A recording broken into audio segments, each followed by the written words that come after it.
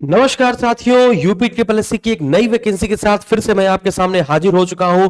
2847 vacancy UP triple SC ने अभी जारी कर दी है और इसके बारे में मैं आपको संपूर्ण जानकारी देने वाला हूं। तो जितने भी इंजीनियरिंग वाले विद्यार्थी हैं वो सभी खुश होने वाले हैं कि चलिए मेरी वैकेंसी आ गई है। लेवल 6 की वैकेंसी है, जो पे लेवल है ना, आपको लेवल 6 वाला मिलेगा।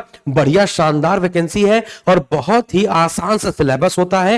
हालांकि सिलेबस अभी दिया नहीं, लेकिन आसान सा ही सिलेबस होता है। और मैं बता दूं आपको, पेट 2023 से जो आवेदन कर रहा है, मैं आपको बता दूं कि बहुत ज्यादा, अगर आपके 7-8 नंबर भी है अगर पेट 2023 में, तो भी आपको संभावना है पूरे लोगों को बुलाने की। तो चलिए मैं आपको बताता हूं, बाकी पेट कट ऑफ में आपको अच्छे से समझा दूंगा। इसके बाद सारे इंजीनियर इसमें भरे जा रहे हैं, चाहे इलेक्ट्रिकल इंजीनियर हो, मैकेनिकल इंजीनियर हो, सिविल इंजीनियर हो, सब लोग इसमें भरे जाएंगे और उसके समकक्ष वाले विद्यार्थी भी इसको वीडियो को देखेंगे। तो देखेंगे 7 मार्च 2024 अभी ये वैकेंसी जारी की गई है। 7 मई 2024 से आपका ऑनलाइन एप्लीकेशन स्टार्ट होगा, 7 जून 2024 तक जाएगा और संशोधन आप 14 जून 2024 तक कर सकते हैं। फिर इसके बाद हम लोग यहां पर देखते हैं 2819 पद हैं जो आपके सामान्य चयन के हैं, बाकी आपके 28 पद जो है वो विशेष चयन के हैं। अब यहां पर देखिएगा जो 2847 वैकेंसी निकाली गई है उसमें दो प्रकार की वैकेंसी आपको देखने को मिलेगी, अवर अभियंता, और एक दिखाई पड़ेगी आपको किसकी, सहायक विकास अधिकारी, किसका, अवर अभियंता का। ठीक है ना। तो दो प्रकार की वैकेंसी है, अवर अभियंता और सहायक विकास अधिकारी। टोटल 8 विभागों की वैकेंसी मिलाकर, टोटल 8 विभागों की वैकेंसी मिलाकर 2847 वैकेंसी यहां पर जारी की गई है। अब पेट 2023 से वैकेंसी जारी की गई है, वही सब लिखा गया है कि अभी ये फॉर्म वो अप्लाई कर देंगे जिनके पेट 2023 में 1 नंबर भी है तो वो अप्लाई कर दें। ठीक है ना, जीरो नहीं होनी चाहिए, नकारात्मक नहीं होनी चाहिए, 1 नंबर कम से कम होना चाहिए। फिर हम लोग थोड़ा सा बाइफर्केशन देखते हैं। फिर हम लोग थोड़ा सा क्या देखते हैं बच्चों, बाइफर्केशन देखते हैं कि जो पदों का विवरण है, जैसे कि सबसे पहले अगर बात की जाए उत्तर प्रदेश लोक निर्माण विभाग, है ना, फिर इसके बाद ग्रामीण अभियंत्रण विभाग, फिर उत्तर प्रदेश जल निगम ग्रामीण, फिर इसके बाद आप देखेंगे, है ना, अगला विभाग उत्तर प्रदेश राजकीय निर्माण निगम लिमिटेड, उत्तर प्रदेश राज्य सेतु निगम लिमिटेड, यूपी, है ना, project corporation limited, Uttar Pradesh Rajkiya Nirman Nigam limited, UP project corporation limited. तो आप देखेंगे टोटल 8 विभागों के तहत, यहां पे 8 देखो, यहां पे 8 विभागों के तहत टोटल 2847 वैकेंसी जारी की गई है, जिनमें से जनरल कैटेगरी की आपकी 1324 वैकेंसी है। यहां पर देखेंगे ये लिखा गया है, यहां पे जनरल कैटेगरी की 1324 वैकेंसी है। फिर इसके बाद एससी की कितनी है, फिर एससी की आपकी 447, एसटी की 31 वैकेंसी है। फिर इसके बाद ओबीसी की 766 है और ईडब्ल्यूएस की आपकी 279 वैकेंसी है। और मैं हर बार कहता हूं जब भी आप जनरल कैटेगरी के हैं तो ईडब्ल्यूएस बनाकर जबरदस्ती मत डालें। आप यूपी ट्रिपल एससी में कोशिश करें कि जनरल कैटेगरी से आप फॉर्म डालें, क्योंकि ईडब्ल्यूएस हर जनरल कैटेगरी के पास लगभग मैं देख ही रहा हूं, हाँ, सभी लोग उसी में चले जाते हैं, फिर आपको इसमें दिक्कत हो जाती है ना। फिर आप सोचते हैं यार जनरल कैटेगरी डाला होता तो ज्यादा बेहतर रहता, है ना। तो चलिए आगे बढ़ते हैं। तो यहां पर आपको देखेंगे टोटल, अब ये देखिएगा यहां पर लिखा गया लेवल 6 का वेतन मिलेगा, लेवल 6 का वेतन, लेवल 6 का वेतन, लेवल 6 का वेतन, लेवल 6 का वेतन, लेवल 6 का वेतन, लगातार आपके देख पा रहे हैं लेवल 6 का वेतन है, मतलब मजेदार वैकेंसी है। अब अपने अपने हिसाब से आपको देखना है। अब यहां पर बात करते हैं योग्यता की, फिर योग्यता के समकक्ष योग्यता की बात करेंगे, है ना। फिर ये वर्टिकल हॉरिजॉन्टल जो है आपका, है ना, विवरण, उसके बारे में बात करते हैं। फिर यहां पर हम लोग बात करते हैं कि किसकी अहर्ता के बारे में, हाँ, कि अहर्ता क्या होनी चाहिए। तो सबके लिए अहर्ता दी गई है, हर चीज देखेंगे यहां पे लिखा है अहर्ताएं।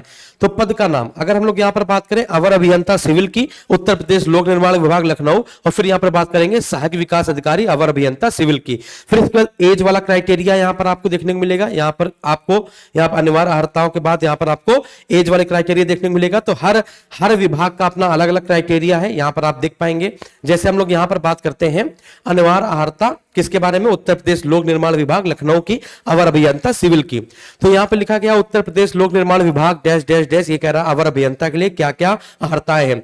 माध्यमिक शिक्षा परिषद यानी कि हाई स्कूल आपने पास कर लिया हो, पास कर लिया हो, इसके समकक्ष कुछ हो। और फिर इसके बाद दूसरी अहर्ता क्या है, ये दोनों होनी चाहिए, ऐसा नहीं कोई एक होनी चाहिए, दोनों होनी चाहिए। प्राविधिक शिक्षा परिषद, है ना, उत्तर प्रदेश से सिविल अभियांत्रिकी में 3 वर्षीय डिप्लोमा या सरकार द्वारा मान्यता प्राप्त उसके समकक्ष कोई अहर्ता होनी चाहिए। तो या तो आपके पास इसमें 3 वर्ष का डिप्लोमा हो या उसके समकक्ष क्या है, मैं अभी आपको बताऊंगा इसके समकक्ष क्या होगा। तो सिविल इंजीनियर के समकक्ष कौन कौन सी योग्यताएं अहर्ताएं होती हैं।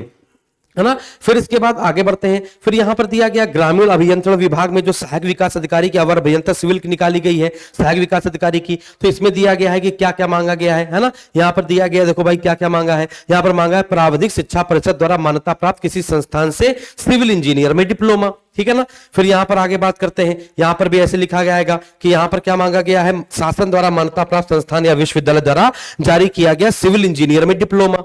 राज्य प्राविधिक, अब देखिएगा यहां पर ये 3 दिए गए, यहां पर यह 4 दिए गए हैं, का खा गा घा, कह रहा इनमें से कोई एक योग्यता होनी चाहिए। ये पूरा नोटिफिकेशन आप अच्छे से समझ लीजिएगा, ये पूरा नोटिफिकेशन आपको अच्छे से समझ लेना है ना, कि आप किस विभाग में अप्लाई करना चाह रहे हैं, आप किस विभाग में अप्लाई करना चाह रहे हैं। इसके बाद अभी इसमें सिलेबस नहीं दिया गया, सिलेबस सबका अलग अलग आएगा, सबका सिलेबस आपका अलग अलग आ जाएगा। 2 चीजें कॉमन रहेंगी, यूपीजी के और कंप्यूटर, यूपी ट्रिपल एससी में 2 चीजें आपकी कॉमन रहेंगी। इन सभी में कोई भी वैकेंसी निकाले, कोई भी वैकेंसी निकाले, यूपी जीके और कंप्यूटर उसमें रहेगा ही रहेगा। अब आपके मन में आ रहा होगा सर ये सब छोड़िए और ये बताइए जो अनिवार्य अहर्ताओं में बार बार दे रहा है कि डिप्लोमा इन इंजीनियरिंग सिविल की शैक्षिक अहर्ता रखता हो, है ना, सिविल अभियंत्रण में डिप्लोमा होना अनिवार्य है, फिर इसके बाद यही दे रहा है डिप्लोमा होना अनिवार्य है सिविल इंजीनियर का। तो यहां पर अब आपके मन में होगा सर ये बताइए कि इसके समकक्ष क्या क्या है, सिविल इंजीनियर के समकक्ष क्या है, मैकेनिकल इंजीनियर के समकक्ष क्या है, इलेक्ट्रिकल इंजीनियर के समकक्ष कौन कौन सी चीजें मांगी गई हैं। तो देखेंगे यहीं पर संलग्न करके दे दिया गया है, इस बार क्या कर दिया गया है, यहीं पर संलग्न करके दे दिया गया है ना। आपको इसी में मिल जाएगा कि किसके समकक्ष क्या क्या है ना, किसके समकक्ष क्या क्या है। देखिएगा आराम से समझिएगा, जैसे जहां जहां पर लिखा है सिविल इंजीनियर का डिप्लोमा या उसके समकक्ष, है ना, और यहां पे सब कुछ दिया गया है किसके किसके द्वारा मान्यता प्राप्त होना चाहिए, यहां पे पूरा दिया गया है कौन कौन से विद्यालय होने चाहिए, किसके द्वारा मान्यता प्राप्त होना चाहिए। अब यहां पर आप देखेंगे निम्नलिखित डिप्लोमा पाठ्यक्रम डिप्लोमा इन सिविल इंजीनियर के समकक्ष है। तो सिविल इंजीनियर के समकक्ष क्या क्या यहां पर बताया गया है। Number 1 civil and rural engineering, civil SFS mode, civil draftsman, civil engineer and planning, civil engineer building services engineering. तो यहां पर सिविल सर्विसेज में सारे समकक्ष यहां पर दे रखे हैं। उसी के प्रकार से जहां पर आपका मैकेनिकल इंजीनियर है, इलेक्ट्रिकल इंजीनियर मांगा गया है, तो इलेक्ट्रिकल इंजीनियर के समकक्ष क्या क्या है वो सारा यहां पे संलग्न करके दिया गया है। आप एसएसजी गुरुकुल का एप्लीकेशन डाउनलोड कर लेंगे, वहां पे एक जॉब अलर्ट का ऑप्शन रहता है। जब भी आपको कोई भी वैकेंसी का नोटिफिकेशन पूरा डाउनलोड करना हो या फिर प्राप्त करना हो या उसकी नोटिफिकेशन से संबंधित सारी जानकारी आपको प्राप्त करनी हो, तो हमारे एसएसजी गुरुकुल के एप्लीकेशन पे जॉब अलर्ट पे आप जाएंगे और ऐसी बहुत सारी पीडीएफ आप वहां से डाउनलोड कर लेंगे, या तो आप हमारे टेलीग्राम पे जुड़ जाएंगे तो वहां पर भी आपको सारी इंफॉर्मेशन मिल जाएगी। अगर डिप्लोमा इन मैकेनिकल इंजीनियर के समकक्ष कौन कौन से, यानी मैकेनिकल इंजीनियर के समकक्ष ये सारे कोर्स हैं। फिर एक और दिया रखा होगा एरोनॉटिकल भी दे रखा होगा कहीं पर, है ना, कि कहीं पर अगर एरोनॉटिकल मांगा गया हो या फिर कैसे, तो civil engineer, mechanical engineer, electrical engineer सबके समकक्ष यहां पर दे रखी है चीजें, है ना।